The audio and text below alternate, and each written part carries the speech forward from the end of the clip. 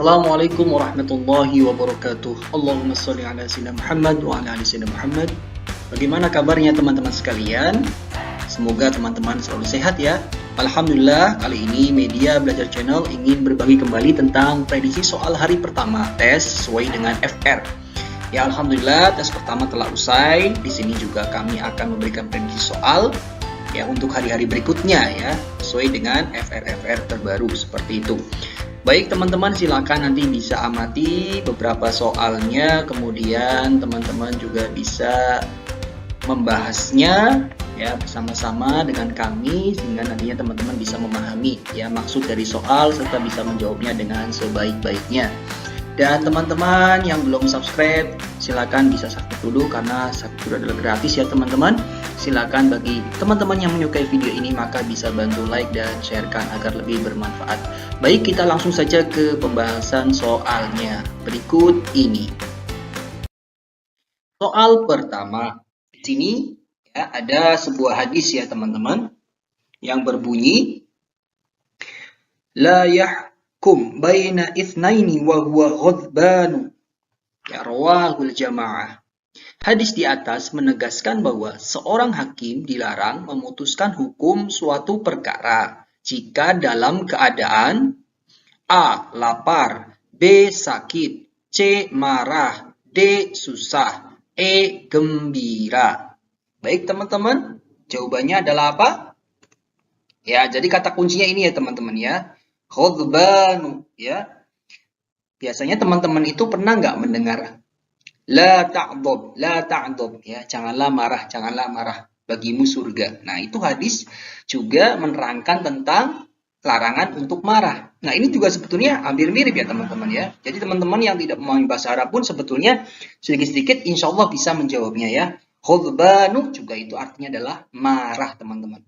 Ya, sehingga jawabannya adalah C ya, yaitu marah. Jadi hadis di atas menegaskan bahwa seorang hakim dilarang memutuskan hukum suatu perkara jika dalam keadaan marah. Jadi jawabannya adalah C. Seperti itu teman-teman ya. Baik, kita lanjut ke soal berikut. Di sini ya, soal nomor 2 ada hadis yang panjang ya teman-teman ya.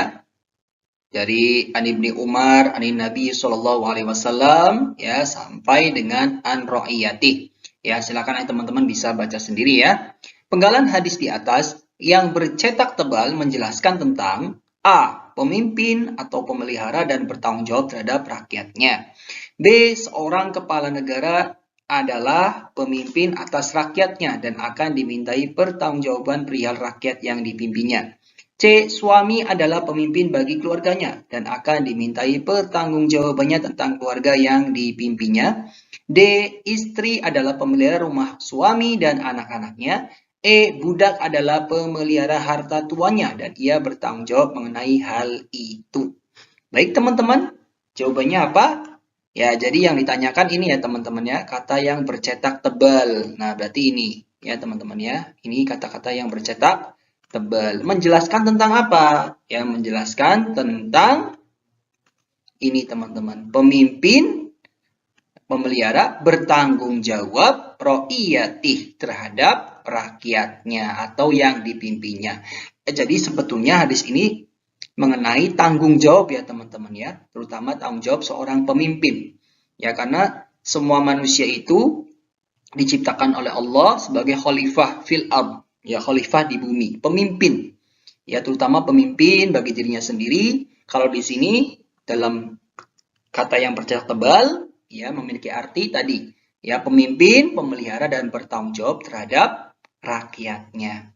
Ya, berikutnya di sini juga ada pilihan mana yang digarisbawahi atau yang dicetak tebal adalah fal amirul ladzi 'alan nasi ra'in wa huwa mas'ulun an ra'iyati. Nah, kalau sampai sini ya, berarti jawabannya adalah B, teman-teman.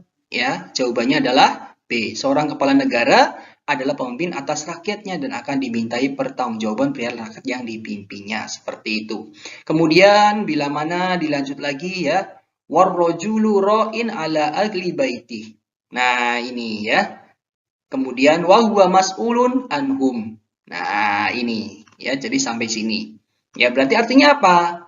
Ya, ini ya.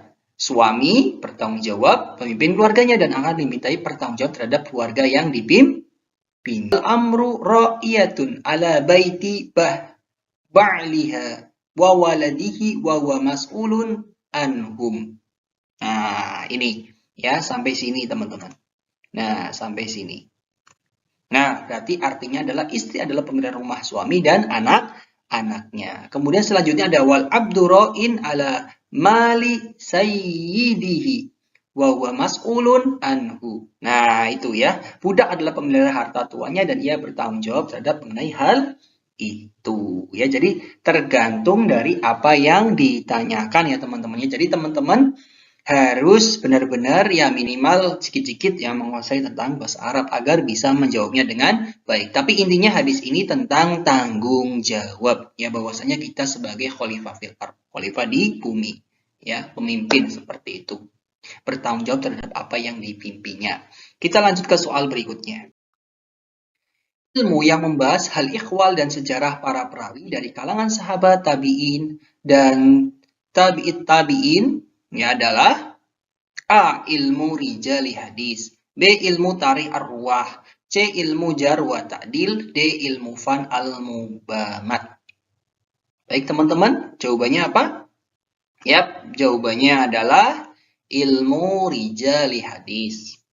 Ya, rijal hadis. Ya, orang-orang yang meriwayatkan hadis dari kalangan sahabat, tabi'in dan tabi'ut tabi'in. Ya, ini ya. Itu.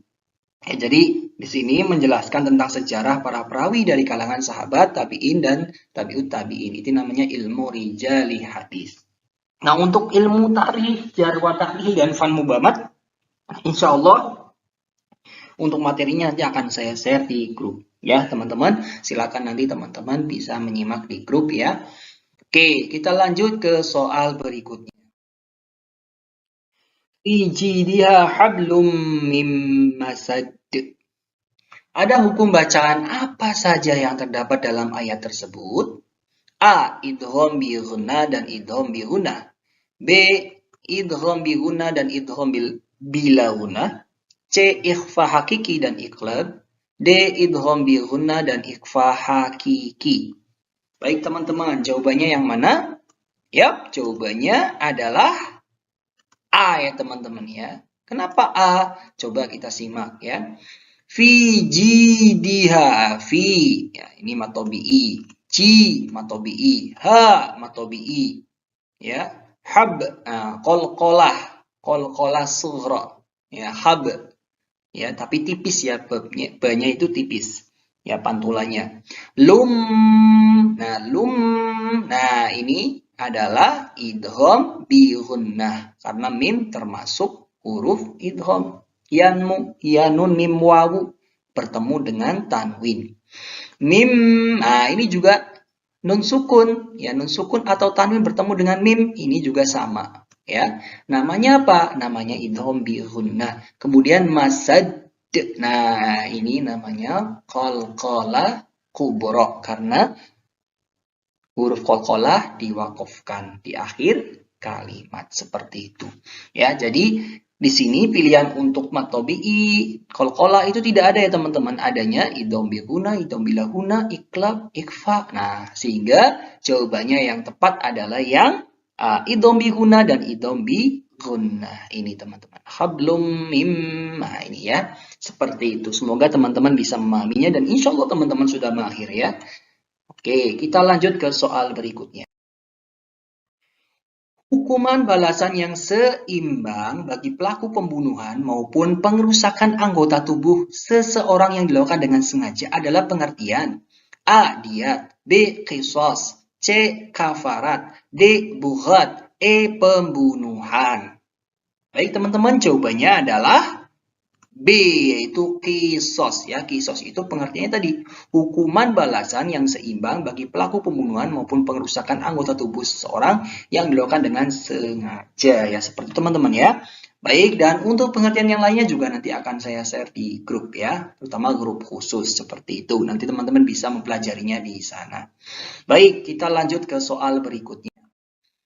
Ahmad berburu rusa di hutan menggunakan senapan. ketika ditembak ternyata mengenai seorang pencari kayu sehingga tewas ya. Jadi hingga tewas. Perbuatan Ahmad tersebut termasuk kategori A. Qatlul am, B. Qatlul khata, C. Qatlul ghurur, D. Qatlul bayyin, E. Qatlul sibil am. Ya, baik teman-teman. Jadi kita silang dulu yang bukan ya. Nah, ini qatlul ghurur, qatlul bayyin ini bukan ya.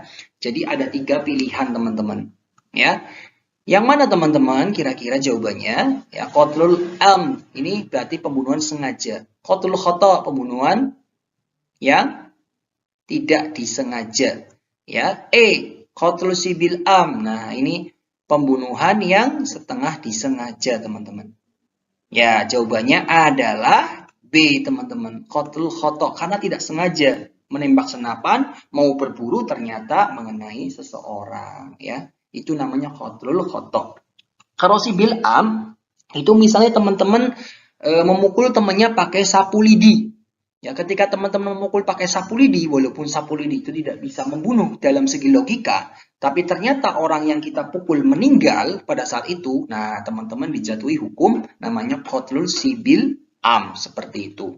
Nah, kalau yang qatlul am, ya ini sengaja, itu sudah jelas ya teman-teman. Jadi langsung, ya misalnya menembak secara langsung, mengincar orang, ya membunuh orang secara langsung, nah itu namanya qatlul am, seperti teman-teman ya. Jadi masing-masing itu berbeda contohnya, ya berbeda maknanya, sehingga teman-teman insya Allah bisa memahaminya apa yang sudah saya sampaikan ya. Alhamdulillah. Baik, kita lanjut lagi ke soal berikutnya. Nah, ini soal tentang pembagian waris ya, teman-teman silakan untuk bisa memahaminya.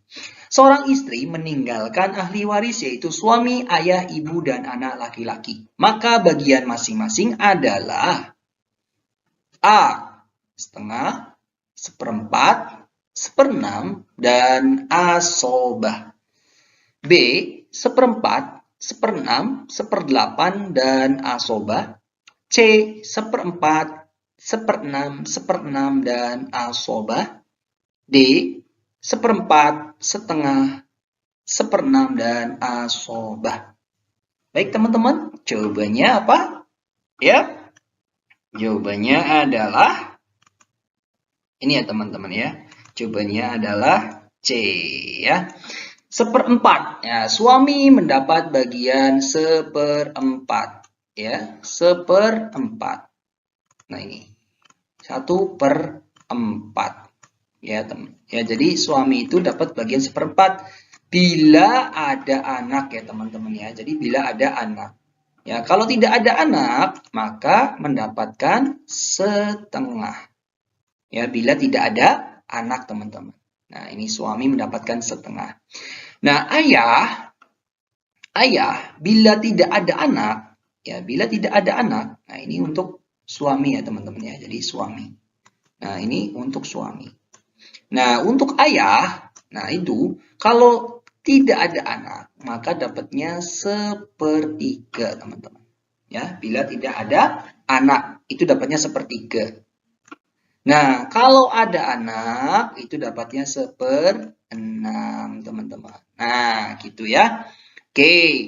Kemudian, untuk ibu. Nah, bagaimana untuk ibu? Nah, untuk ibu, ya, kalau misalnya tidak ada anak, maka dapatnya 1/3.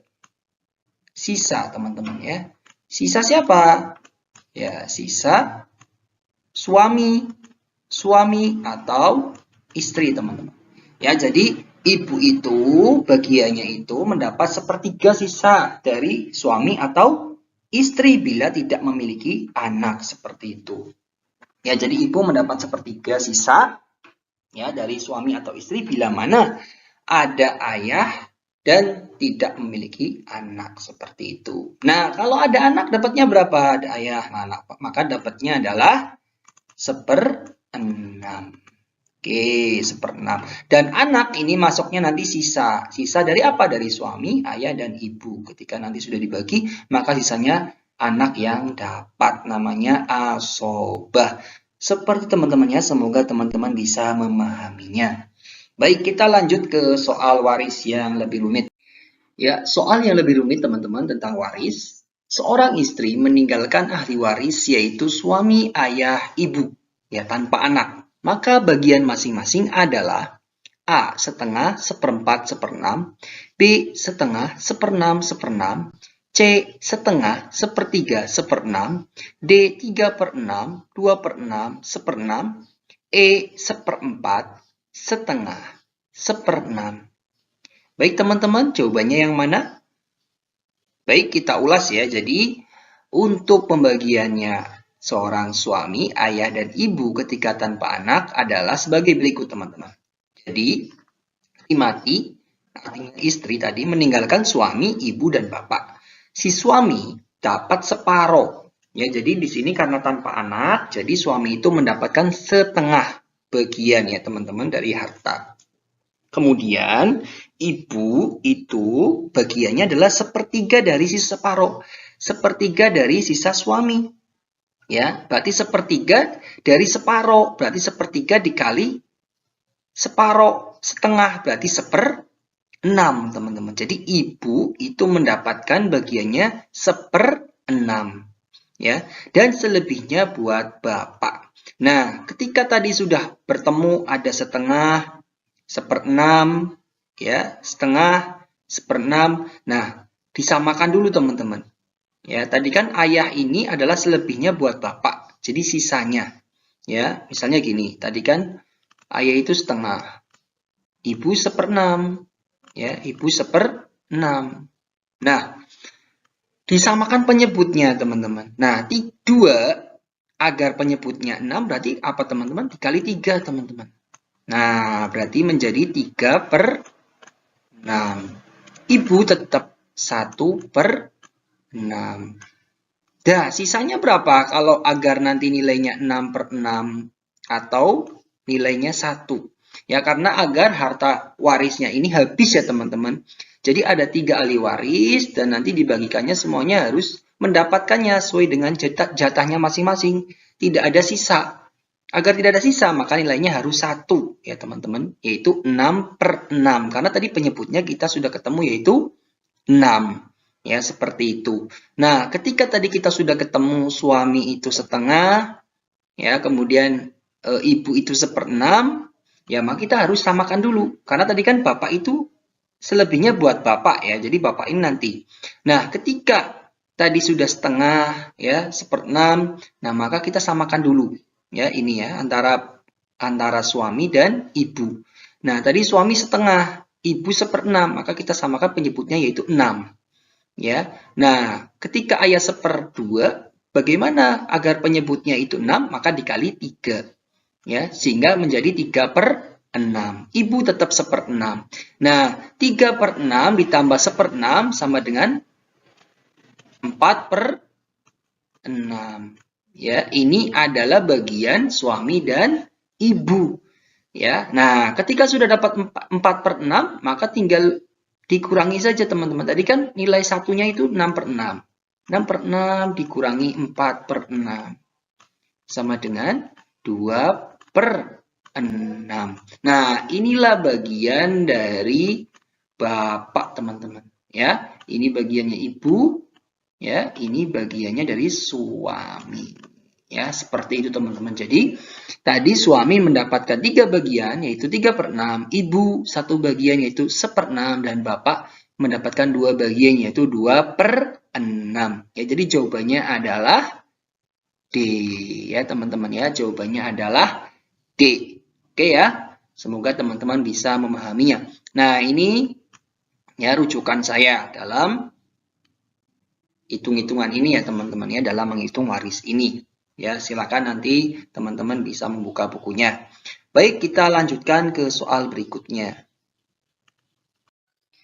Bersihkanlah diri kalian dari air kencing, karena sesungguhnya kebanyakan sisa kubur berasal darinya. Dari hadis tersebut bisa dipetik pelajaran bahwa A. Kencing tidak boleh sembarangan. B. Buang air kecil pun tidak boleh dianggap sepele. C. Membersihkan dari najis. D. Menjauhi hal yang buruk. Silakan teman-teman untuk mencoba menjawab terlebih dahulu. Baik, jawabannya adalah ya, jadi poinnya adalah di sini hadis tersebut yang memberikan pelajaran bahwa ya, membersihkan diri dari air kencing itu hal yang penting, teman-teman. Dan jangan dianggap sepele.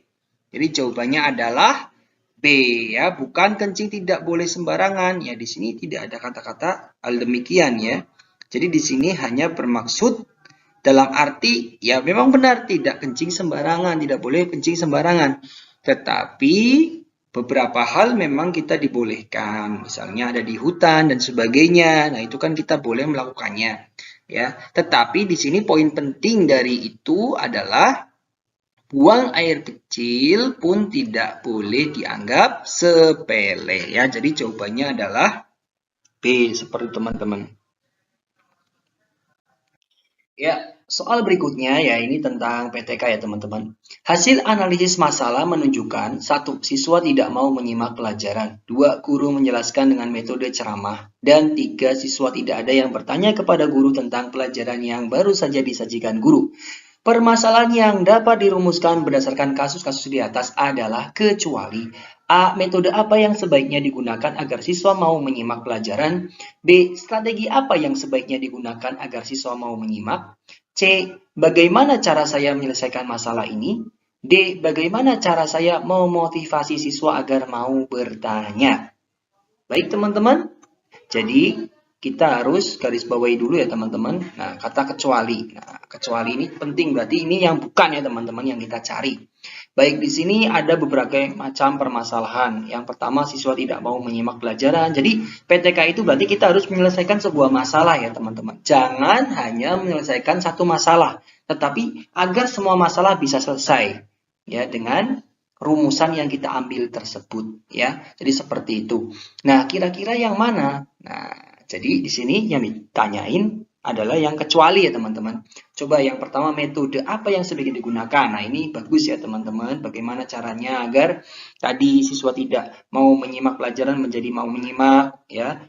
Kemudian tadi ya bagaimana agar metode ceramah lebih menarik ya. Kemudian siswa tidak ada yang bertanya, bagaimana caranya agar siswa bertanya seperti itu. Strategi apa juga sama ya. Ini juga betul. Bagaimana cara saya menyelesaikan masalah ini? Nah, ini juga betul ya teman-teman. Ya, bagaimana caranya? Nah, tadi ada 3 permasalahan. Nah, yang terakhir, bagaimana cara saya memotivasi siswa agar mau bertanya? Nah, ini kan hanya pada aspek yang nomor 3. Ya, teman-teman. Yang ditanyakan kan dirumuskan berdasarkan kasus-kasus di atas. Berarti dari 3 ini agar bisa terselesaikan, teman-teman. Bukan hanya satu permasalahan. Kalau yang D ini hanya pada satu permasalahan. Memotivasi. Berarti hanya pada poin yang nomor 3. Nah, ini tidak tepat ya, teman-teman. Jadi jawabannya adalah yang D ya, teman-teman ya. Jadi jawabannya untuk poin ini adalah yang D. Yaitu bagaimana cara saya memotivasi siswa agar mau bertanya. Seperti teman-teman ya, semoga bisa memahaminya. Baik, kita lanjutkan ke nomor berikut. Observasi yang dilakukan oleh pengamat luar, teman sejawat dalam PTK difokuskan pada 1. Perilaku mengajar guru dalam melaksanakan tindakan perbaikan. 2. Suasana dan perilaku belajar siswa selama berlangsungnya tindakan perbaikan. 3. Intensitas catatan penelitian yang dibuat atau ditulis oleh pengamat. Ya. A. 1 dan 2. B. 1 dan 3. C. 2 dan 3. D. 1, 2, dan 3. Yap, jadi di sini yang ditanyakan adalah observasi yang dilakukan oleh pengamat luar teman sejawat dalam PTK difokuskan ya. Jadi difokuskannya pada apa sih observasi yang dilakukan oleh teman sejawat itu? Nah, itu yang ditanyakan ya teman-teman. Nah, yang ditanyakan itu dan jawabannya adalah A ya teman-teman ya. Jadi jawabannya adalah A. 1 dan 2. Coba kita simak. Perilaku mengajar guru dalam melaksanakan tindakan perbaikan. Nah, ini yang diamati oleh teman sejawat, teman-teman. Ya. Kemudian yang kedua, suasana dan perilaku belajar siswa selama berlangsungnya tindakan perbaikan. Nah, ini juga betul ya teman-teman ya.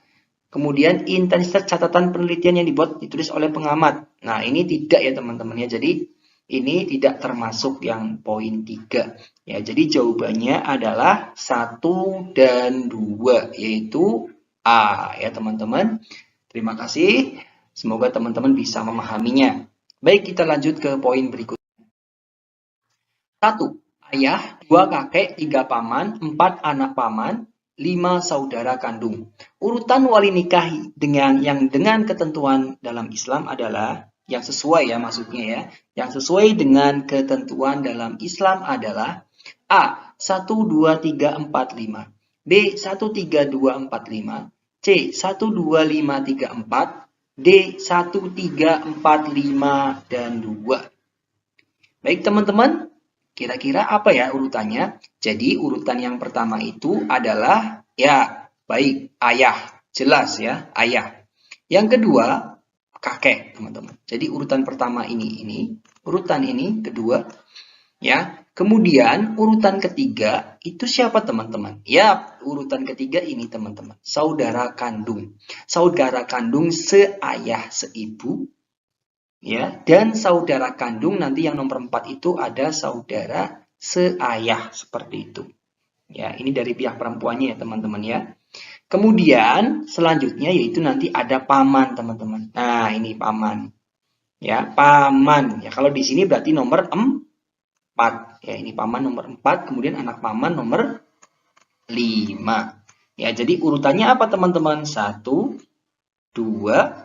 5, ya, 5, 3, 4. Coba kita cari. 1, 2, 5, 3, 4. Ya, baik. Jawabannya adalah C ya teman-teman ya. Oke. Nah, ini tabel urutannya ya. Silakan teman-teman bisa amati ya urut-urutannya. Soal selanjutnya yaitu Wali Songo dengan cara mendirikan pesantren merupakan dakwah melalui A. Seni budaya, B. Ekonomi, C. Sosial, D. Pendidikan. Baik, jawabannya adalah apa teman-teman? Pesantren? Ya, pendidikan ya teman-teman. Jadi mendirikan pesantren itu pendidikan, yaitu pendidikan Islam ya. Jadi Wali Songo dengan cara mendirikan pesantren merupakan dakwah melalui pendidikan ya teman-teman. Jadi jawabannya adalah D. Oke, kita lanjut ke soal berikutnya. Talak yang dijatuhkan suami kepada istrinya yang belum habis masa iddahnya lalu boleh rujuk kembali dinamakan A. Talak bain, B. Talak raj'i, C. Talak mudrof, D. Talak sunni. Baik teman-teman, jawabannya apa? Jawabannya adalah talak roj'i ya teman-teman. Jadi talak yang dijatuhkan suami kepada istrinya yang belum habis masa iddahnya. Ya, kalau yang telah habis masa iddahnya lalu suami menalak istrinya itu namanya talak bain. Ya, kalau talak sunni itu talak sesuai dengan sunnah. Talak mudrof nanti juga kita ulas ya. Nanti akan saya share di grup khusus ya, di grup Telegram. Silahkan teman-teman nanti simak ya. Oke, kita lanjut soal berikut. Hikmah dari larangan orang kafir Quraisy mengadakan jual beli dengan orang muslim, nikah dengan orang muslim. Nah, hikmahnya untuk kita apa? Nah, jadi yang ditanyakan adalah hikmahnya. A. Kita menjadi muslim yang kuat dari segi ekonomi. B. Tercegah masuknya orang-orang yang memiliki tujuan kotor ke dalam agama ini. C. Islam semakin kuat. D. Orang Islam bisa lebih mandiri dan produktif. Baik teman-teman, jawabannya apa kira-kira? Hikmah dari larangan orang kafir Quraisy mengadakan jual beli dengan orang muslim. Ya, nikah dengan orang muslim. Nah, hikmahnya apa kejadian ini? Ya, hikmahnya adalah apakah kita menjadi muslim yang kuat dari segi ekonomi pada saat itu? Ya, ini tidak ya teman-teman ya. Jadi bukan ya hikmahnya bukan ini teman-teman. Islam semakin kuat? Yap, nanti ya teman-teman. Tapi ini bukan hikmah yang sebetulnya hikmah yang paling mendasar ya teman-teman dari ini. Orang Islam bisa lebih mandiri dan produktif? Ya, ini juga tidak ya teman-teman ya, bukan menjadi hikmah yang mendasar. Jadi hikmah yang bisa kita ambil dari peristiwa ini adalah ini teman-teman. ya, tercegahnya masuknya orang-orang yang memiliki tujuan kotor ke dalam agama ini, itu agama Islam. Karena dengan adanya ini orang Islam itu yang masuk Islam itu karena kesabaran, ya, karena memegang bara api di dalam hatinya, yaitu keimanan kepada Allah. Sehingga orang-orang munafik pun tidak akan masuk ke dalam Islam, ya. Tadi tercegah masuknya orang-orang yang tadi berbuat jahat kepada Islam, ingin merusak Islam. Sehingga dengan adanya ini, maka orang-orang seperti itu akan pergi. Karena tadi tidak memiliki kesabaran, tidak memiliki keimanan yang kuat seperti itu, ya. Jadi teman-teman, hikmah yang paling menonjol adalah yang B, yaitu terjaganya masuknya orang-orang yang memiliki tujuan kotor atau orang-orang munafik ke dalam agama Islam. Yaitu tadi hikmahnya yang utama. Oke, kita lanjut lagi ke soal berikutnya. وَمَا خَلَقْتُ الْجِنَّ وَالْإِنسَ إِلَّا لِيَعْبُدُونَ. Ya, ini dalam surat Az-Zariyat ya teman-teman, ayat 56. Arti penggalan ayat liya'buduni. Ya, ini sebetulnya liya'budun, ya liya'budun.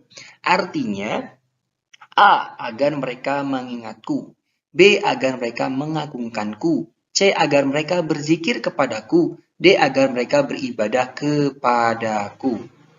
Ya, teman-teman pasti sudah bisa menjawab ya, kata-kata liya'budun artinya agar mereka beribadah kepadaku. Ya, ini ku-nya harus besar ya, K-nya ya teman-teman ya. Ku. Nah, K-nya harus besar ya teman-teman. Karena ku-nya itu menuju kepada Allah Subhanahu wa Ta'ala. Ya, jadi agar mereka beribadah kepadaku.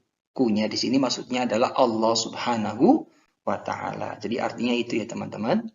Oke, semoga teman-teman bisa memahaminya. Oke, kita lanjut lagi ke soal berikut.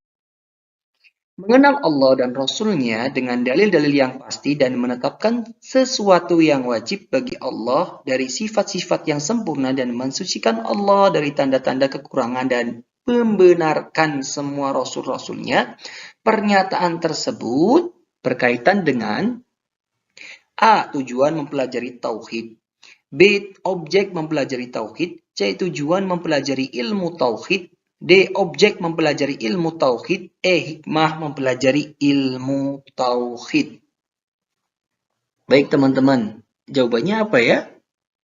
Jadi jawabannya adalah mengenal Allah dengan dalil yang pasti. Ya, jadi ini pernyataan ini adalah C teman-teman. Ya, tujuan mempelajari ilmu tauhid. Ya, jadi tujuan kita mempelajari ilmu tauhid, ilmu mengesahkan Allah adalah agar kita mengenal Allah dan Rasul-Nya. Ya, dengan dalil-dalil yang pasti dan menetapkan sesuatu yang wajib bagi Allah dari sifat-sifat yang sempurna dan mensucikan Allah dari tanda-tanda kekurangan dan membenarkan semua Rasul-Rasul. Ya, jadi jawabannya adalah C. Jadi kalau ada pertanyaan seperti ini, maka jawabannya adalah C. Tujuan mempelajari ilmu tauhid. Baik, kita lanjut ke soal berikutnya. Soal berikutnya, meyakini bahwa hanya Allah, Tuhan yang menciptakan, yang memberi rizki, yang mengatur, memelihara, dan menghidupkan dan mematikan. Pernyataan tersebut adalah pengertian A. Tauhid asma wa sifat. B. Tauhid uluhiyah. C. Tauhid mulkiyah. D. Tauhid rububiyah. E. Tauhidiyah. Baik, jawabannya apa teman-teman? Ya, baik ya. Jadi kalau tauhid asma wa sifat itu adalah tauhid yang tentang sifat-sifat Allah yang tercantum dalam Asmaul Husna. Kalau B tauhid uluhiyah ini tentang ibadah teman-teman. Yang mengesahkan Allah dalam arti ibadah, misalnya sholat, zakat, dan seterusnya. Ya, kemudian tauhid rububiyah. Nah, tauhid rububiyah ini tentang penciptaan atau tentang Allah menciptakan, memberi rizki dan seterusnya. Ya, jadi jawabannya adalah yang D, teman-teman ya. Jadi jawaban soal ini ya, jawaban soal ini adalah D, yaitu tauhid rububiyah. Ini penjelasannya teman-teman. Tauhid uluhiyah tadi mentauhidkan atau mengesahkan Allah dalam setiap kegiatan ibadah. Contohnya sholat, zakat, yang menyembelih dan seterusnya. Sedangkan tauhid rububiyah adalah mengesahkan Allah sebagai satu-satunya pencipta dan mengatur segala hal yang ada di dunia maupun di akhirat ya. Artinya apa? Kita meyakini bahwa Allah Maha memberi rizki, Maha mengatur, Maha menciptakan segala sesuatu. Nah, seperti itu. Oke, kita lanjut lagi ke soal berikutnya. Yap, kita lanjut ke soal berikutnya. A'udzu billahi minasyaitonir rajim. وَلَقَدْ بَعَثْنَا فِي كُلِّ أُمَّةٍ رَسُولًا أَنِ اعْبُدُوا اللَّهَ وَاجْتَنِبُوا الطَّاغُوتَ. Redaksi Al-Quran Surat An-Nahl ayat 36 di atas merupakan dasar keyakinan terhadap A. Tauhid asma wa sifat, B. Tauhid rububiyah, C. Tauhid mulkiyah, D. Tauhid uluhiyah, E. Tauhidiyah. Baik teman-teman. Ya, jadi kita harus pahami kata kuncinya ya. Jadi di sini yang ditanyakan adalah ya, jadi tauhid apa? Nah, di sini ada kata kunci nih teman-teman. Ani'budullah. Ya. Ani'budullah artinya apa, teman-teman? Beribadahlah kepada Allah. Ya, jadi beribadahlah kepada Allah. Ya. Dan beribadahlah kepada Allah. Ya. Nah, ini sesungguhnya beribadah kepada Allah. Ya, kita diperintahkan untuk ibadah kepada Allah. Tadi kalau ibadah itu termasuk ke dalam tauhid apa, teman-teman?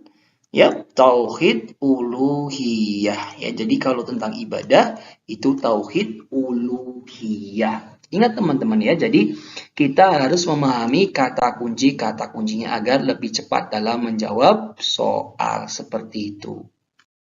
Soal selanjutnya, ini tentang hadis ya teman-teman. Kita harus meneliti tentang hadis.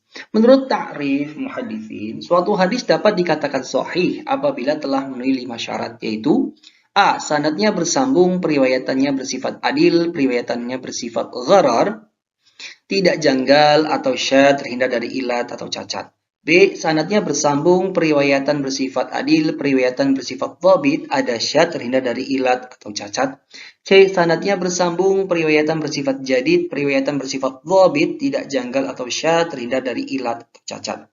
D. Sanadnya bersambung, periwayatan bersifat adil, periwayatan bersifat dhabit, tidak janggal atau syadz, terhindar dari ilat atau cacat. Baik teman-teman, kira-kira yang mana ya yang termasuk ke dalam 5 syarat hadis yang dikatakan hadis sahih? Baik, jawabannya adalah yang D ya teman-teman ya. Jadi syarat yang pertama itu sanadnya harus bersambung ya teman-teman. Jadi syaratnya harus bersambung. Ini syarat pertama. Yang kedua, periwayatan bersifat adil ya. Jadi harus adil, perawinya harus adil. Selanjutnya periwayatan bersifat dhabit, kuat hafalannya teman-teman. Nah ini ya, jadi selanjutnya adalah yang kuat hafalannya. Jadi selain adil, perawinya juga harus dhabit. Kemudian tidak janggal atau syadz ya. Nah ini juga tidak boleh ada kejanggalan ya dalam misalnya sanadnya ya. Nah itu tidak boleh. Ya, itu. Kemudian terhindar dari ilat atau cacat ya. Cacatnya dalam hadis, sanadnya, matanya atau sebagainya. Nah, itu tidak boleh ada ya. Jadi seperti itu teman-teman. Ya, jadi baik sanad maupun perawinya harus terhindar dari ilat atau cacat seperti itu. Ya, jadi ada 5 hal. Ya, seperti itu. Nah, kalau yang namanya siqah itu adalah penggabungan dari adil dan dhabit. Ya, ketika ada kata-kata thiqah berarti dia sudah pasti adil dan dhabit seperti itu, teman-teman. Ya, thiqah itu adalah orang yang adil dan kuat hafalannya. Ya, jadi seperti itu teman-teman ya. Semoga teman-teman bisa memahaminya dengan baik. Jadi jawabannya adalah D. Oke, kita lanjut ke soal berikutnya, teman-teman. Nah, di sini kita sajikan soal terakhir ya. Semoga teman-teman nantinya bisa bermanfaat untuk soal-soal yang tadi sudah dibahas dan soal ini ya. Silakan bisa dipahami baik-baik. Berikut ini yang merupakan faktor internal atau intern dari penyebab berkembangnya kemajuan pada agama Islam abad pertengahan ditunjukkan oleh nomor. Ya, jadi nanti dari 1 sampai 6 ini kira-kira yang mana ya yang ditujukan faktor intern ini? 1. Memiliki sebuah konsistensi dan juga istiqomah terhadap seluruh umat Islam dari ajaran agama Islam sendiri. 2. Ajaran Islam melakukan pendorogan terhadap seluruh umatnya untuk menjadi seorang umat yang maju. 3. Islam yang akan menjadi sebagai bentuk rahmat bagi seluruh alam. 4. Islam akan menjadi sebagai sebuah bentuk dari agama dakwah dan juga melakukan pembelajaran terhadap keseimbangan dalam melakukan penggapaian dari kehidupan dunia dan juga ukhrawi. 5. Terdapat sebuah bentuk asimilasi yang berada di antara bangsa yang berasal dari Arab dengan berbagai macam bentuk bangsa lainnya.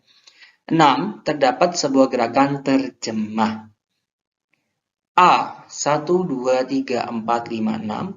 B. 1, 2, 3, 4, 5. C. 1, 2, 3, 4. D. 4, 5, 6. E. 5, 6. Baik teman-teman, jadi di sini kita disuruh mencari tentang faktor internal.